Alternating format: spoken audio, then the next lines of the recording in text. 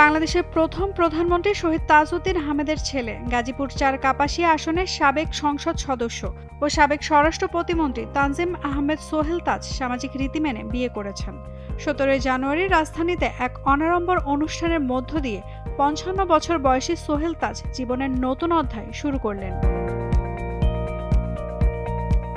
গত ২৯ ডিসেম্বর ধানমন্ডিতে নিজের ফিটনেস সেন্টারে হাস্যোজ্জ্বল ভঙ্গিতে হাঁটু গেড়ে বসে ফিটনেস সেন্টারের ট্রেনার শাহনাজ পারভীন শিমুর হাতে আংটি পরিয়ে বাগদান সম্পন্ন করেন সোহেল তাজ।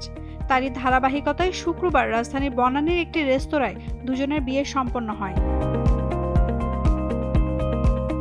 আংটি বদলের পর এবার নেট দুনিয়ায় তাদের বিয়ের ফটোশুটের কিছু ছবি ও ভিডিও ভাইরাল হয়েছে।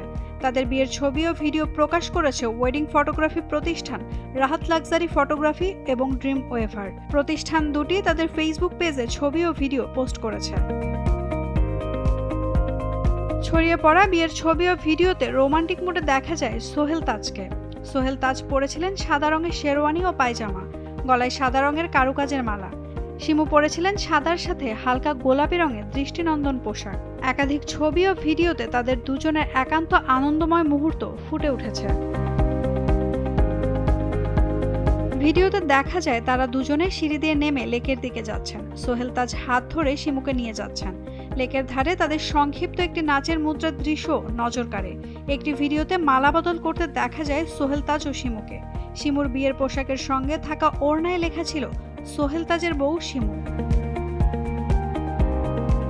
জানা গেছে সোহেল তাজের নতুন জীবনের পার্টনার হয়েছেন তারই ইন্সপায়ার ফিটনেস সেন্টারের ট্রেনার শিমু।